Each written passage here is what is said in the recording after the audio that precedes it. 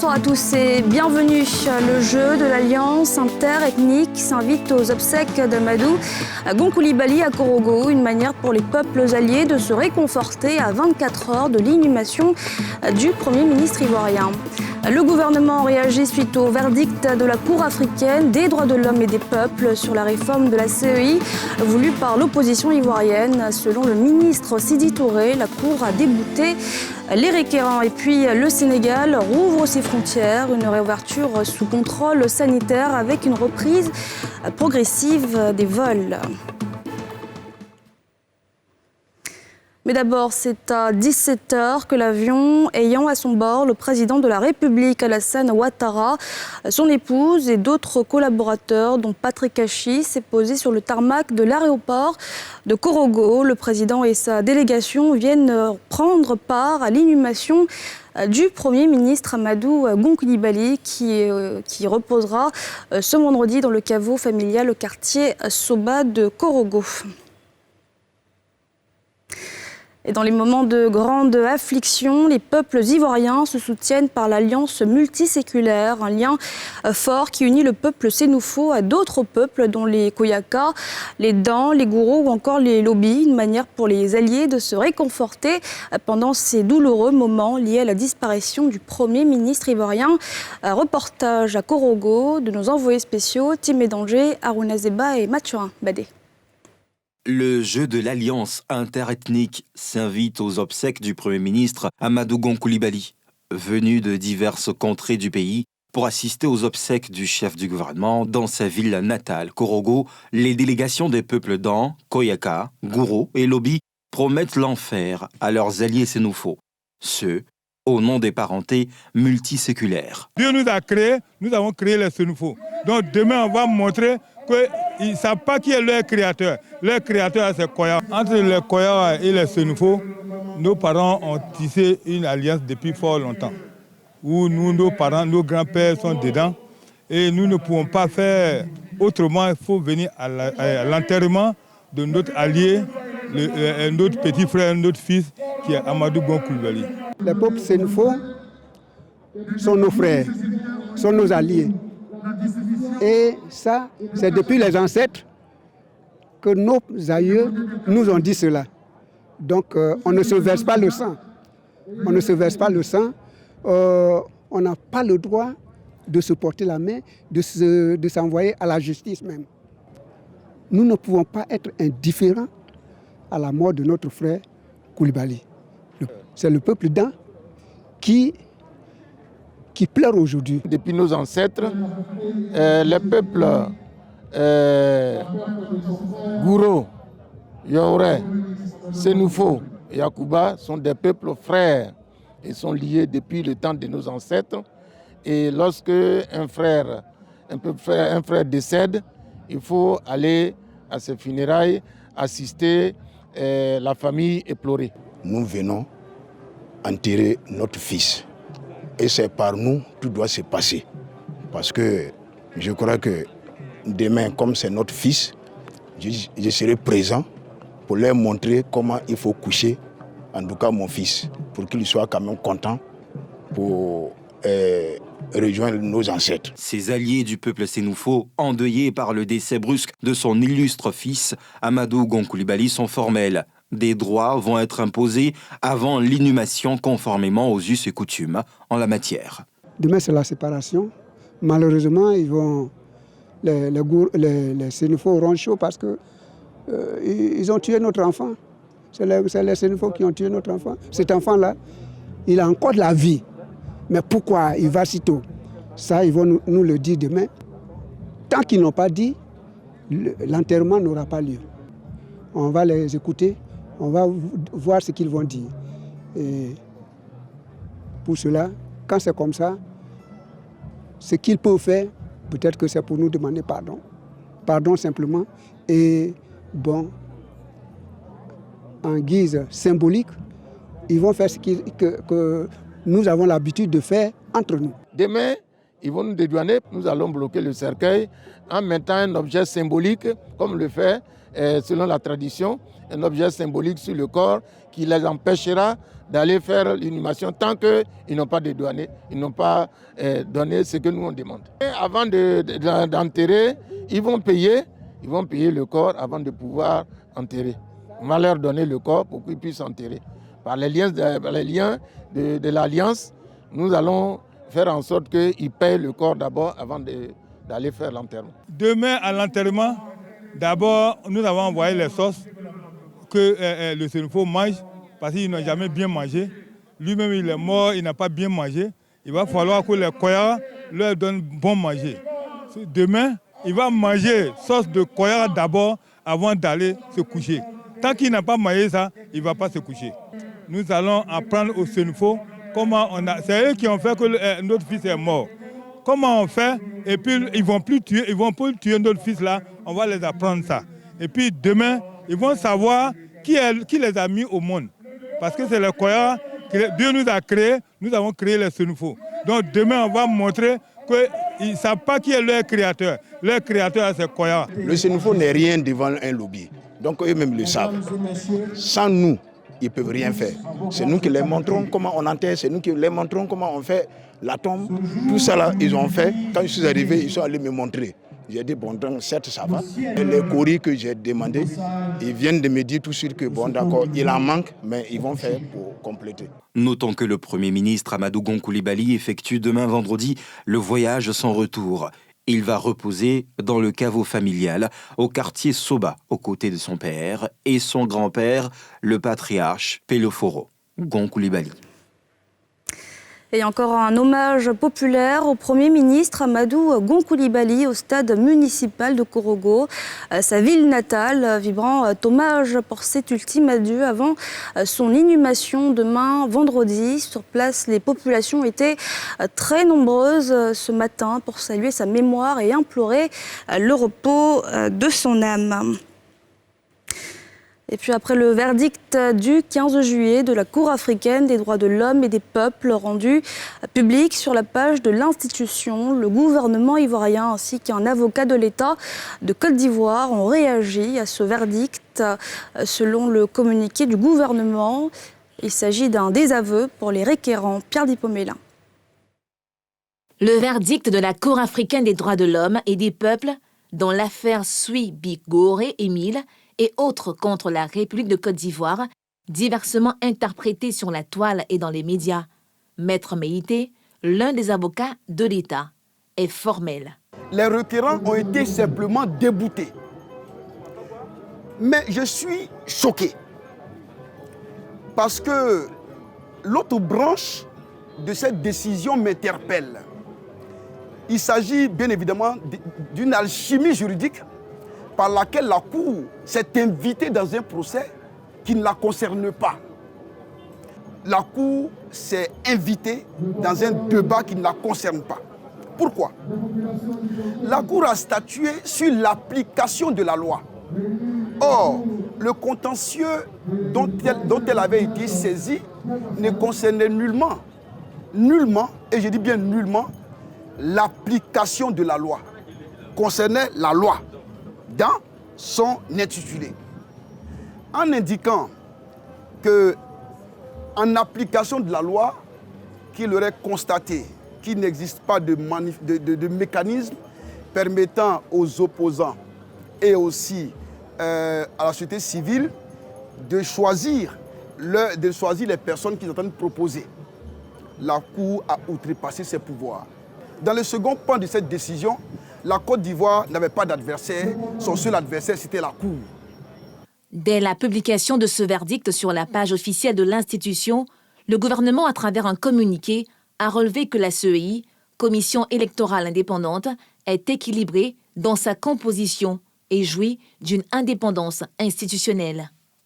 La Cour africaine des droits de l'homme et des peuples a estimé que la Commission électorale indépendante CEI, issue de cette réforme, est composée de membres indépendants et impartiaux, que cette CEI est équilibrée dans sa composition et jouit d'une indépendance institutionnelle. La composition de la commission électorale indépendante a longtemps été une préoccupation pour l'opposition ivoirienne.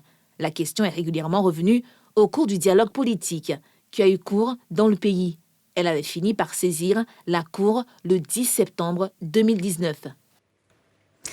Ce bilan toujours en hausse sur l'évolution de la maladie à coronavirus en Côte d'Ivoire. 151 nouveaux cas enregistrés sur le territoire ivoirien en 24 heures et 217 personnes guéries. On écoute les précisions de Mamadou Samba. Le ministère de la Santé et de l'Hygiène publique a enregistré ce jour, jeudi 16 juillet 2020, 151 nouveaux cas de Covid-19 sur 738 échantillons prélevés, soit 20,5% de cas positifs. 217 guéris et 0 décès. À la date du 16 juillet 2020, la Côte d'Ivoire compte donc 13 554 cas confirmés, dont 7 363 personnes guéries, 87 décès et 6 104 cas actifs. Le nombre total d'échantillons est de 80 633. Le ministre de la Santé et de l'Hygiène publique rappelle que la maladie est présente sur notre sol et continue sa progression au sein des populations. Il exhorte les populations au strict respect des mesures barrières, notamment le lavage des mains à l'eau et au savon, et au port du masque dans les lieux publics afin de nous protéger et de protéger les autres. Le ministre de la Santé et de l'Hygiène publique en appelle à la discipline et à la responsabilité de tous et de chacun dans cette lutte, car nous pouvons tous être contaminés. Vous avez donc entendu les précisions du directeur général de la santé et comme affiché sur ce graphique, la Côte d'Ivoire compte donc ce jeudi 13 554 personnes contaminées à la maladie à coronavirus, dont 7 363 guéris, 87 personnes décédées et 6 104 cas actifs. Et puis la Côte d'Ivoire et le Grand Abidjan qui se décloisonnent. Un grand soulagement pour les commerçants grossistes installés au marché Forum d'Adjamé. Tous espèrent une bouffée d'oxygène avec la levée des restrictions, même si la reprise reste timide ce jeudi. Nadia Eja, Eric Kimo. Adjamé Forum, le cœur du commerce de gros et détail en Côte d'Ivoire. C'est dans ce marché aux articles divers et variés que s'approvisionnent la plupart des commerçants détaillants des villes de l'intérieur. Une tranche importante du chiffre d'affaires de ces commerçants grossistes qui accueillent le déconfinement du Grand Abidjan avec soulagement. Il faut qu'on travaille, il faut que l'intérieur vienne, il faut que nous aussi nous allons vers eux parce que aussi on a certaines choses à prendre là-bas. On a nos produits bio qu'on prend de l'autre côté. Donc c'est vice-versa. Hein. C'est vrai que nous on pense qu'il faut qu'ils viennent, mais en même temps nous aussi on doit partir vers là-bas. Donc je pense que c'est la bienvenue et puis bon, on va seulement respecter les mesures barrières. Mais 2 jours après la levée des barrières d'entrée à Abidjan, c'est toujours le silence du côté des clients de l'intérieur. Beaucoup ne savent pas, mais celles qui savent, elles sont contentes. Elles nous appellent pour demander est-ce que c'est vrai. J'ai dit bon, c'est vrai, regardez la télé, ils ont dit c'est vrai, mais franchement, beaucoup ne savent pas. Fatou Fofana, elle, s'est précipitée sur cette opportunité dès l'annonce de la réouverture du Grand Abidjan. Résidant à Divo, elle avait pour habitude de livrer ses produits vivriers au marché d'Adjamé via cette compagnie de transport en commun. Aujourd'hui, elle se réjouit de pouvoir reprendre. Je suis arrivée hier et j'ai livré la banane, les piments, les aubergines et la tomate. C'est facile pour venir à Abidjan. Et nous sommes heureux d'avoir ouvert le corridor. Quand le corridor était fermé, la route était très difficile. Nous ne pouvions pas faire le commerce. On était obligé d'arrêter le commerce. Néanmoins, selon le chef contrôleur de gare, les activités du service bagages ne sont toujours pas au beau fixe. Certaines femmes ne savaient pas qu'on avait repris, mais selon ceux qui sont venus hier, ils ont voyagé. Ah, vraiment, est-ce que tu as repris? Ils ont commencé à travailler. Ils ont commencé à venir depuis ce matin. Bon, ce n'est pas comme dans les normes comme où il n'y a pas corona, il n'y a pas la maladie. Mais aujourd'hui, on a vu qu'ils ont commencé à venir un peu, pour venir voyager. Voilà. Et puis elles viennent, elles marchandises, un peu. Bon, à cette même là, elles viennent, vraiment, ça n'allait pas. Vraiment, mon économie est gardée pour pouvoir payer ma marchandise. Il y a dedans, ça ne va pas arranger moi. Bon, c'est des clients. On est ensemble, on va au moins, combien d'années on est ensemble? Il y a longtemps. Donc on s'arrangeait que si le prix de son colis peut faire 3 000, on lui dit madame, comme on se connaît, c'est comme ça, on prend 1 500. Même réalité chez la plupart des commerçants de gros rencontrés. Pour eux, il faudra du temps et des mesures supplémentaires pour une relance effective. La plupart des grands clients quittent à l'intérieur, voire Boaké, San Pedro, Daloa et autres. Généralement, avant, quand ils venaient, ils pouvaient prendre 4 balles, c'est-à-dire 50 fois 4, environ 200 pièces, 400 pièces. Bon, depuis la période du coronavirus, généralement, les dames qui viennent, c'est à titre personnel, 1 pièce, 2 pièces. On a eu à contacter certains clients, ils ont dit oui, actuellement, ils sont à bout de souffle. Donc, dans peu de temps, ils vont commencer à recueillir un peu de eux aussi, les clientèles. Le domaine de pain, là, ce n'est pas Abidjan seulement. Ce n'est pas Abidjan seulement. Burkina, au Mali, en Guinée, voilà, au pays des sous-régions. En plus de l'intérieur, si on pouvait ouvrir les frontières, on a des clients à l'extérieur. Ça va beaucoup nous aider aussi. Malgré des craintes, ils espèrent que la fête de la Tabaski, période fructueuse, pour la plupart d'entre eux, enclenchera le redécollage de leurs activités. Et cela pour de bon. Elle constitue l'une des principales entrées de la ville d'Abidjan avec le port et l'aéroport. La commune de Port-Boué est en plein ravalement de façade, un nouveau visage très apprécié par les populations qui saluent les efforts de la municipalité. Un reportage de Salif Yadekwe et Tanguy Kona. Morrison Famien, habitant la commune balnéaire de Port-Boué située au sud d'Abidjan depuis 1972. Président du comité de gestion de cette cité, il est heureux du nouveau visage de sa zone d'habitation. Le maire est en train de tout faire pour que Port-Boué change des physionomies. Et ça, nous sommes très heureux.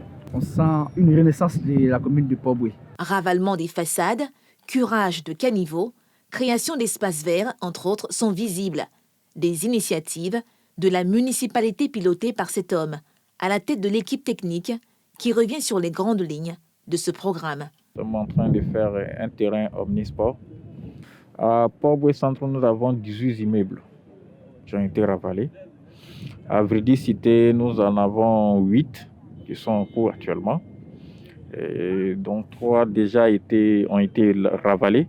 Les autres sont actuellement en chantier. Avec ces différents présidents de quartier, une organisation est mise en place pour la gestion des équipements que nous mettons à la disposition de nos populations. La jeunesse salue le programme, surtout celui dédié aux espaces de sport. Grâce à ce terrain, désormais, nous pourrions jouer de jour comme de nuit, également au basket, football, handball, et aussi, il y a nos parents, aussi les exercices physiques et tout, on peut faire du footing autour du terrain et c'est sécurisé.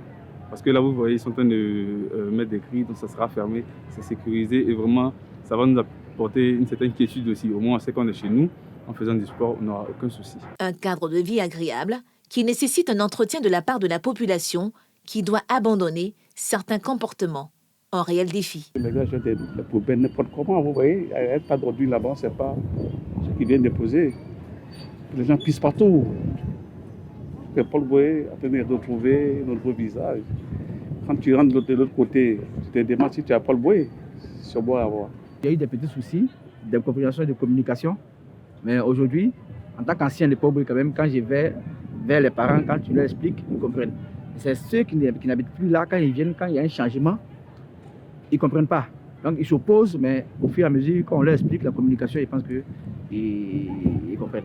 Port-Boué, l'une des principales portes d'entrée de la grande métropole ivoirienne, Abidjan, entend offrir un cadre plus agréable à ses habitants et visiteurs. Un aquaba dans un environnement plus sain.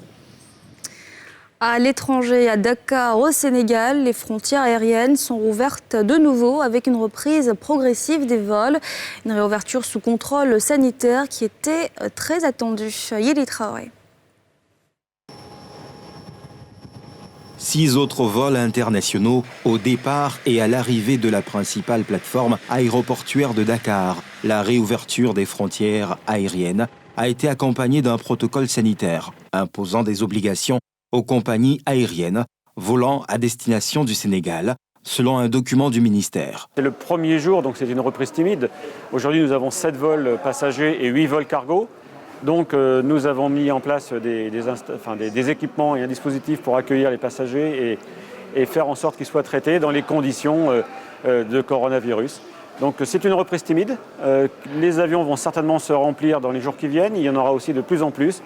Et nous pensons que dans les 2 mois qui vont venir, nous allons avoir à peu près 30% de notre trafic comparé à celui de l'an dernier. Le passager en partance pour le Sénégal doit par exemple présenter l'origine d'un certificat de test Covid-19 négatif datant de moins 7 jours, délivré par un laboratoire agréé par l'État où il a commencé son voyage. Quand les passagers arrivent, vous avez les caméras thermiques, vous avez le thermoflash. Nous sommes dans un box où vous avez la répercussion de la température, ce qui nous permet de les isoler.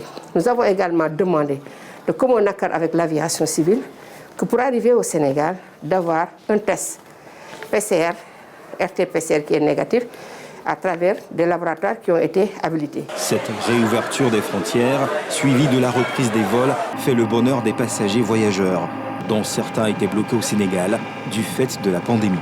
Je suis bloquée au Sénégal pas mal de temps, depuis un moment. Et là, aujourd'hui, vraiment, je suis ravie, je suis très contente de retourner en France. Donc voilà. Les frontières terrestres et maritimes du pays restent cependant fermées. Le Sénégal a levé fin juin le couvre-feu et l'état d'urgence instauré contre le Covid-19 en mars. La pandémie de coronavirus continue de progresser dans le pays, avec un bilan de plus de 8300 cas de contamination, dont 153 décès depuis le 2 mars. Et puis lorsqu'un vaccin contre la Covid-19 sera disponible, l'Union africaine veut coordonner sa distribution sur le continent plutôt que de mener des négociations individuelles entre pays et fabricants. Explication du directeur du Centre de contrôle et de prévention des maladies de l'Union africaine lors d'une conférence de presse à Addis Abeba. Le récit de Yéli Traoré. Alors que la pandémie de la Covid-19 continue à se propager dans le monde et a officiellement coûté la vie à près de 580 000 personnes, et que les laboratoires pharmaceutiques se livrent une véritable bataille, l'Union africaine prend les devants quant à une éventuelle distribution du potentiel vaccin. À ce sujet, permettez-moi de préciser que nous voulons aborder cette question en tant que continent et éviter un scénario où des fabricants individuels approcheraient des pays en tant que tels pour distribuer le vaccin. Nous ne cherchons pas à contrôler les efforts des différents pays ou fabricants de vaccins, mais nous cherchons à coordonner. Le directeur du Centre de contrôle et de prévention des maladies de l'Union africaine encourage par ailleurs les pays du continent dans la recherche de vaccins contre la maladie. Nous encourageons la fabrication locale des vaccins, de sorte que si nous disposons d'un vaccin dont l'efficacité a été prouvée dans un pays quelconque, nous demandons le transfert de la propriété intellectuelle afin qu'il puisse être fabriqué localement sur le continent. L'ampleur de la pandémie est telle que si des vaccins seront mis au point, la demande serait très forte dans le monde, ce qui doit davantage pousser les laboratoires africains à s'impliquer dans la recherche. Si un vaccin est disponible aujourd'hui, environ 7,8 millions de personnes dans le monde auront besoin de ce vaccin. Il faudrait donc que la fabrication soit décentralisée autant que possible. Et nous sommes convaincus qu'il existe des groupes sur le continent qui peuvent le fabriquer, qui se distinguent de la production d'un vaccin. L'Afrique est, après l'Océanie, le continent le moins touché par la pandémie, avec près de 542 563 cas, dont près de 12 466 morts, selon un décompte du 15 juillet 2020. Et puis NCI Reportage vous emmène ce soir en immersion à la fondation Félix Houphouët-Boigny de Yamoussoukro, une œuvre emblématique du père fondateur pour la recherche et la promotion de la paix. Un extrait. Plus loin, à l'exposition permanente de la fondation, une cinquantaine de photos du président Félix Houphouët-Boigny sont exposées. Ce lieu attire chaque année des milliers de visiteurs. Ce matin, c'est un groupe d'étudiants qui vient visiter les lieux. Ici, nous avons une photo à la tribune du 3e congrès du RDA à Bamako, septembre 1957. Nous pouvons voir ici quelques leaders de l'époque, M. Gabriel Lisette, Ouazin Koulibaly, Félix Houphouët-Boigny lui-même. C'est pour dire que la lutte du RDA était une lutte panafricaine. C'est donc à voir juste après le JT, la météo de Maïmouna. Et c'est la fin de ce journal. Merci de l'avoir suivi. Excellente soirée à tous.